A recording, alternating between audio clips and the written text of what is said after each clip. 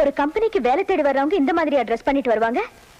நெத்தியில பட்டை, கதர் சட்டை, தோல்ல துண்டு, கால்ல ரப்பர் செருப்பு.